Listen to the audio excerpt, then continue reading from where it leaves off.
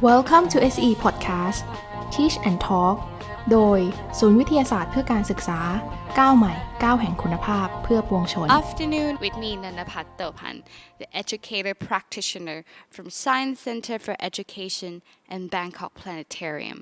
You may be familiar with our Thai version of this program, and now we are taking a new leap to reach out to our audiences out there.And with our own audience, you may see this as the opportunity to practice your English listening skills as well.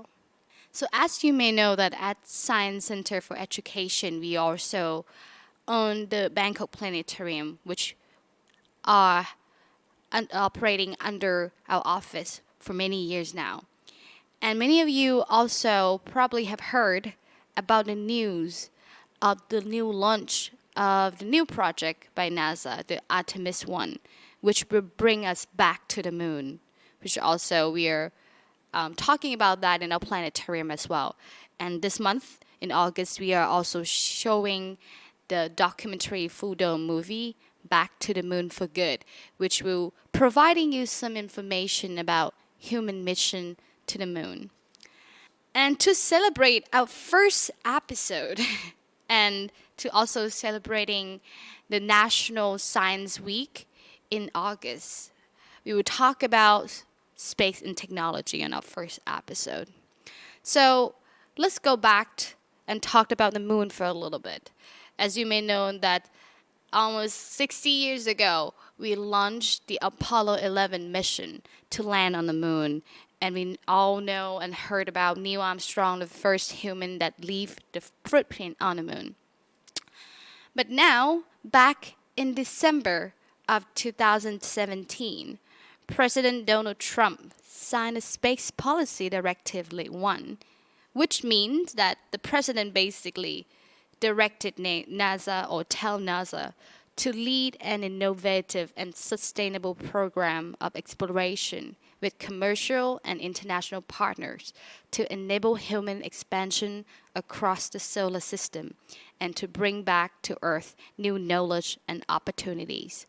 What does this mean? It just basically President Donald Trump in his term in 2017 was telling NASA to, hey, get back out there and explore space more. Partner up with anyone you would like and bring new knowledge and opportunity for humans to expand.So, in answer to that bold call and consistent with the NASA Transition Authorization Act of 2017, which of course approved by Trump, the NASA recently submitted to the Congress a plan to revitalize and add direction to NASA's enduring purpose. The National Space Exploration Campaign calls for human and robotic exploration missions.to expand the frontiers of human experience and scientific discovery of the natural phenomena of Earth, other worlds, and the cosmos. So basically, NASA were expanding the mission to learn more about the world and the Earth and other planets out there. So the exploration campaign basically has 5 strategic goals. The first one is,transition U.S. human space flight activities in low Earth orbit to commercial operations that support NASA and the needs of an emerging private sector market. So America just basically, hey, we're going to explore space and further the space technology, but also we would like to, make some money out of it, which is fair, which is the first goal on this mission.As I say, is to commercial operations that also support NASA and the need of any private section market.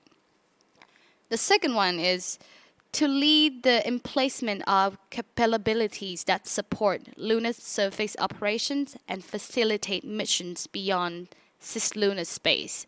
So it's basically saying that we are trying to support lunar surface operation. As we said, we would like to go back to the moon.So the second goal is to be able to support and facilitate any technologies or any facilities that allows us to do so.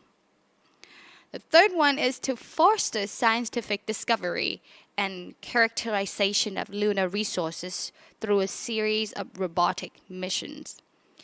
So the third one is basically saying that once we get back to the moon and explore more, learn more about the moon, natural resources, we would like to basically harvest those resources and see if we can help making life better or maybe basically, probably be able to habitate on the moon.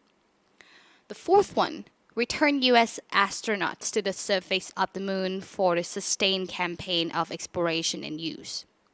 Now this is the goal that we've been talking about, back to the moon for good.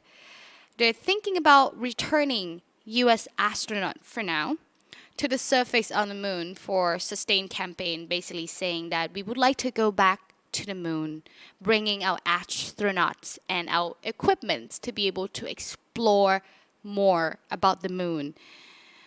And the last one is to demonstrate the capabilities required for human missions to Mars and other destinations. So going back to the moon, it's just the beginning of the new era of space exploration. They're basically saying, hey, we would like to expand human missions and know more about the space out there. And the moon is our first stepping stone.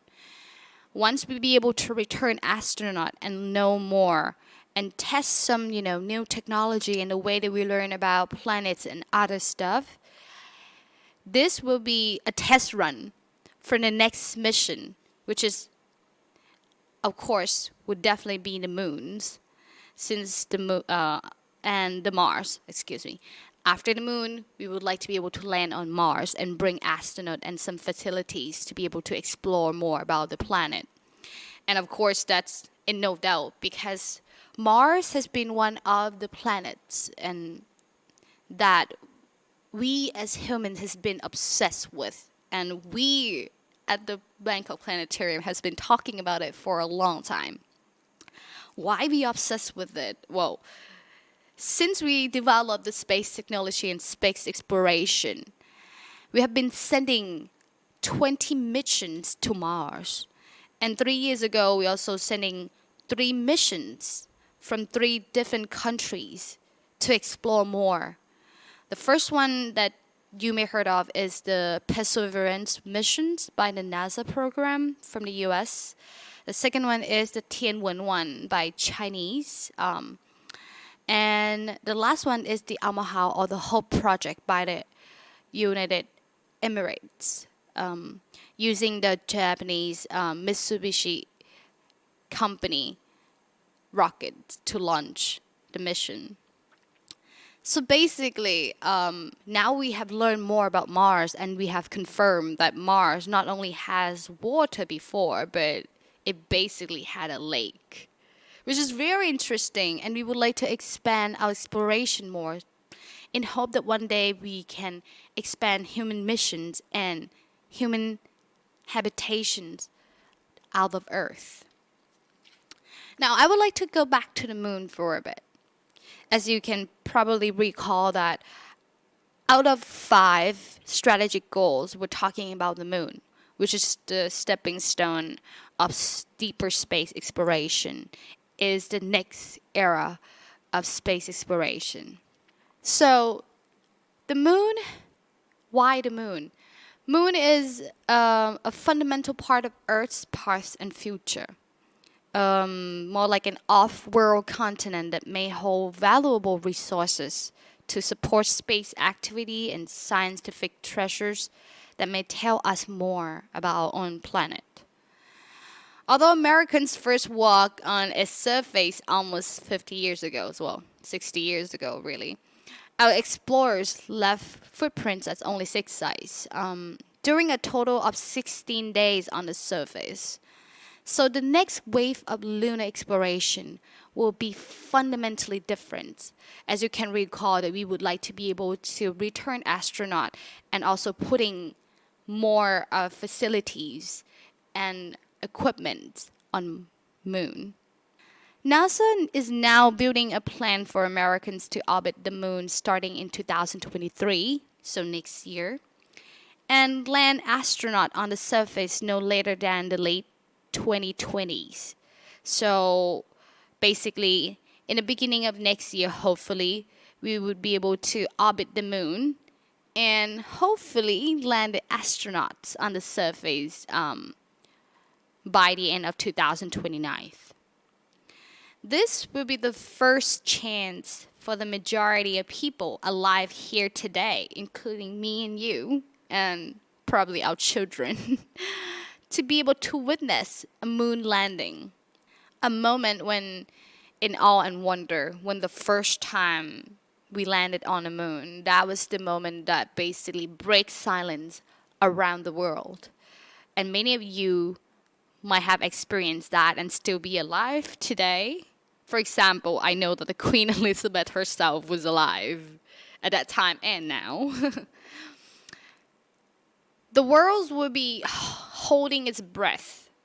But of course, the whole mission and the whole space exploration campaign will never just stop there. As I said, the moon is the stepping stone for the next era of human deep space exploration. A key component of establishing the first permanent American presence and the infrastructure on and around the moon is what we call the gateway. So remember that we were talking about next year, hopefully we will be able to orbit the moon. And by the end of 2029, we would like to go back to the moon for good with astronauts. And probably most likely be American at first. So the gateway is basically a lunar orbiting platform to host astronauts further from Earth than ever before. So you guys probably know about the International Space Station, where we have many international space workers, aka astronauts, working together on a space technology that orbiting around the Earth. So they're talking about the gateway, which is a very appropriate name, will be lunar orbiting platform.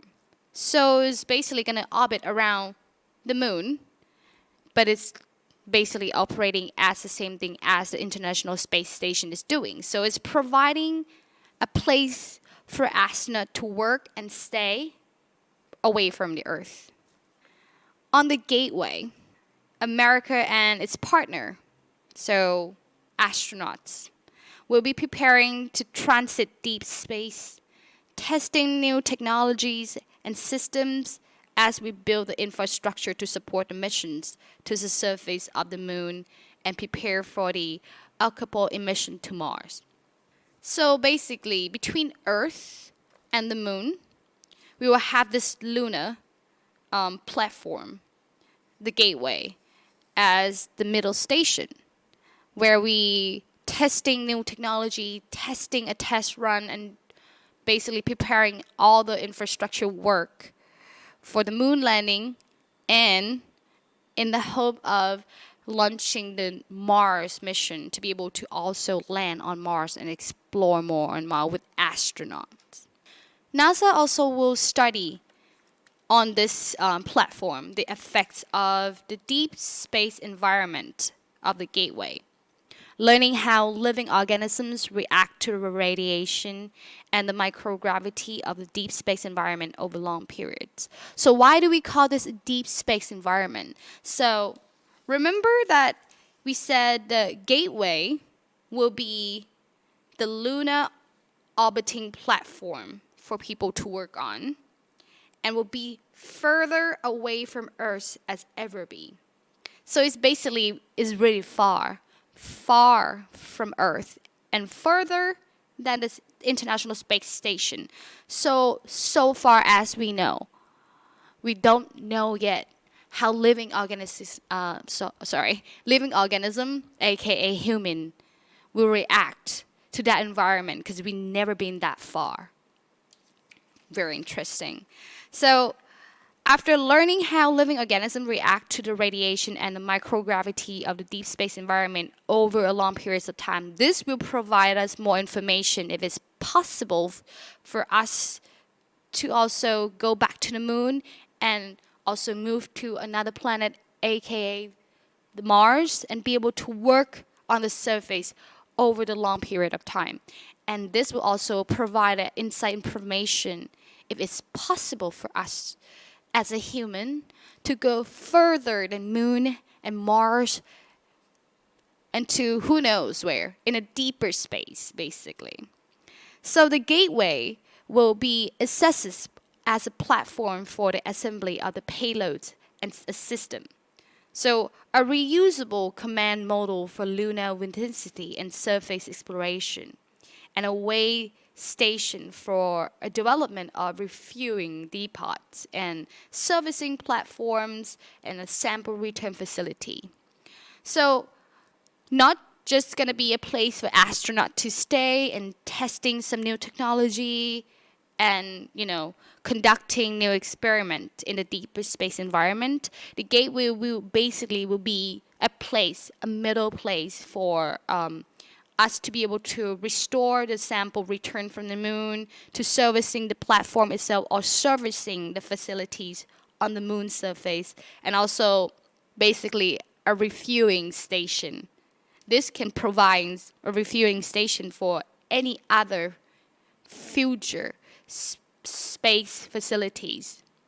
Some elements of the gateway already are under construction at NASA centers across the United States, including the facilities in Ohio, Texas, and Alabama, and at some commercial partner facility. So basically, this project is not just government funded or government agency, but NASA is also cooperating with commercial partners everywhere around the world to be able to develop this program.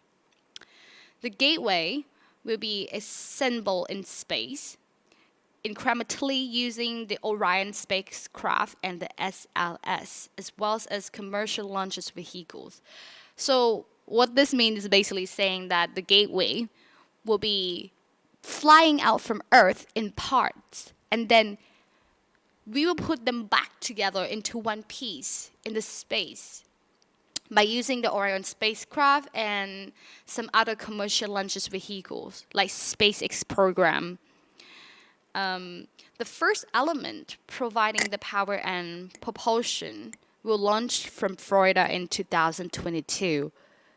So basically this year, we don't know the date and the month yet, but the first element of the gateway, which is basically the first part, which will be the part it's providing the power and propulsion, will be launched from Florida in 2022 this year. So the future is coming, basically. It's really soon because we are hearing about the Artemis I, which hopefully will be launched very soon as well. The lunar surface will serve as a crucial training ground and technology demonstration test site. As we said before, they will be conducting some experiment and conducting some new technologies for further use in deeper space exploration. So this test site will be prepared for future human missions to Mars and other destinations. Though an innovation combination of the missions involving commercials and international partners, robotic lunar surface missions will begin as early as 2020, focus on scientific exploration of lunar resources and prepare the lunar surface for a sustained human presence.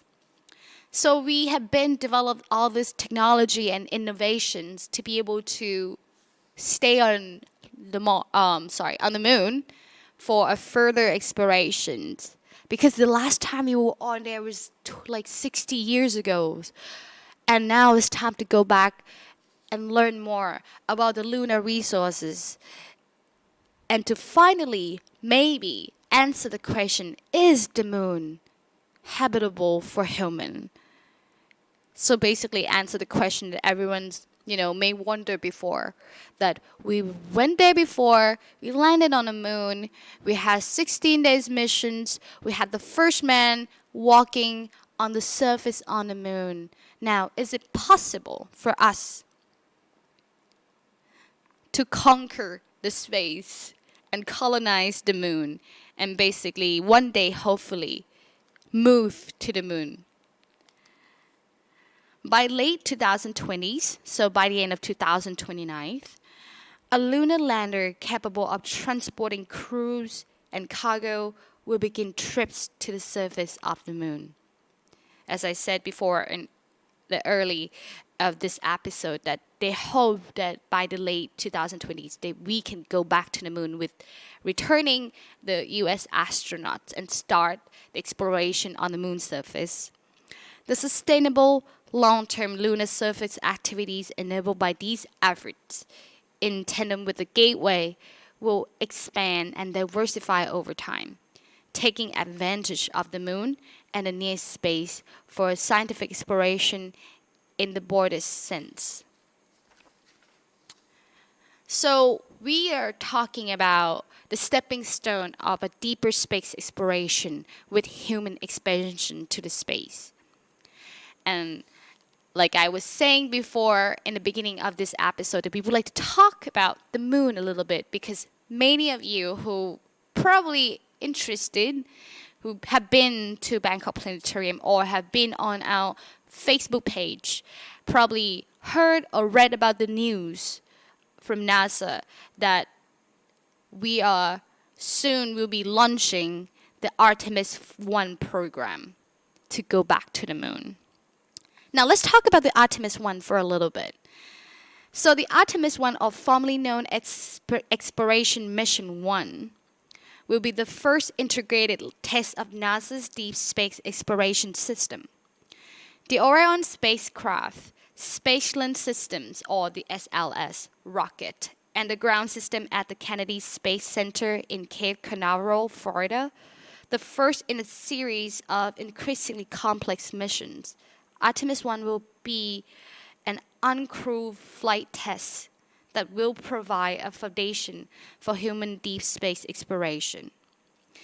And this will demonstrate our commitment and capacity as human and humanity to extend human existence to the moon and beyond. So we were talking about the new mission of NASA, the new mission for humanity, this deeper space exploration for human expansion to space. So basically, this is a very, very first stepping stone. So before we go back to the moon for good, we will launch Artemis I, which will be the uncrew, which this means this space exploration mission will be with no human. So the Artemis I will go by itself, with no human, no astronaut. And will be a test run that will be launched by the Orion spacecraft. During this flight, the spacecraft will launch on the most powerful rocket in the world and fly further than any spacecraft built for humans has ever flown.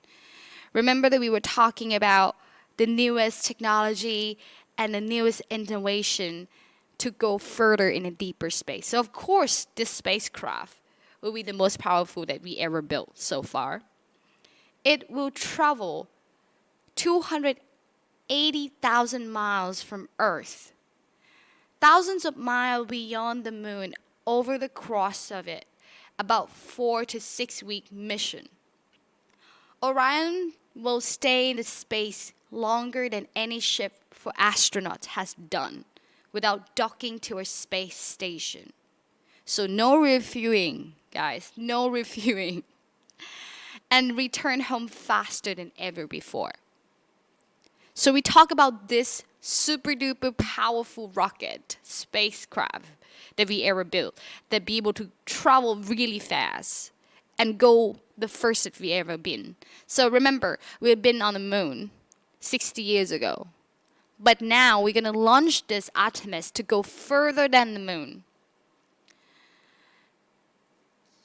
To quote the Artemis mission manager at NASA, he said, "This is a mission that truly view what hasn't been done and learn what isn't known, said Mike the Seraphin, which is the manager of this mission at NASA headquarters in Washington. It will bless a trail that people will ever follow on the next Orion flight, pushing the edges of the envelope to prepare for that mission.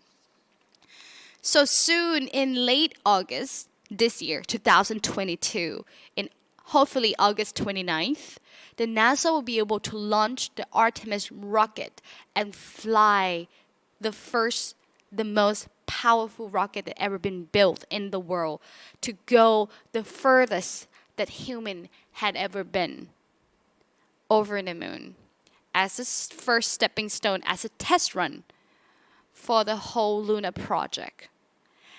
Guys, this is so exciting to be able to watch the new beginning of the new era of space exploration for humanity.